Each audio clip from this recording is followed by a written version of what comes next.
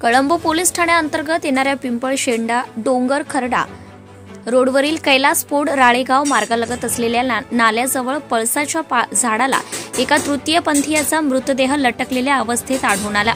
या घटनेने परिसरात खळबळ उडाली आहे। ही घटना गुरुवारी दिनांक 19 रोजी दुपारी 1च्या सुमारास उघडकीस आली।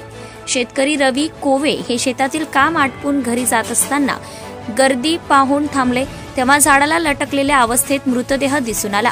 मृतदेह महिलेसारखा असून तो तृतीयपंथीयाचा असल्याचा अंदाज ग्रामस्थांनी व्यक्त केलाय। घटनास्थळी कळंब पोलीस ठाण्याचे ठाणेदार राजेश राठोड यांनी सहकाऱ्यांसह पंचनामा केला। मृतदेह उत्तरीय तपासणीसाठी पाठवण्यात आलाय। घटनास्थळी जवळपासच पांढऱ्या रंगाची चारचाकी गाडी उभी असल्याचं काही शेतकऱ्यांनी पाहिले। ही गाडी नंतर पिंपळशेडा गावातून यू टर्न घेऊन कैलास पोडच्या दिशेने गेल्याचंही निदर्शनास आले। गावाच्या बाहेर गाडीतून एक पायदान फेकण्यात आल्याची माहिती समोर आली असून ती पायदान पोलिसांनी जप्त केली आहे। मृताच्या हातावर महिला, पुरुष, राहुल, अविनाश, अश्विन अशी गोंदवलेली नावे दिसून आली आहेत। मात्र अद्याप मृतकाची ओळख पटलेली नाही।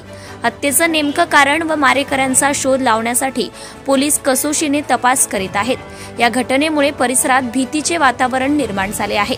पुढील तपास कळंब पोलीस करीत आहेत। Subscribe now and press the bell icon. Never miss an update.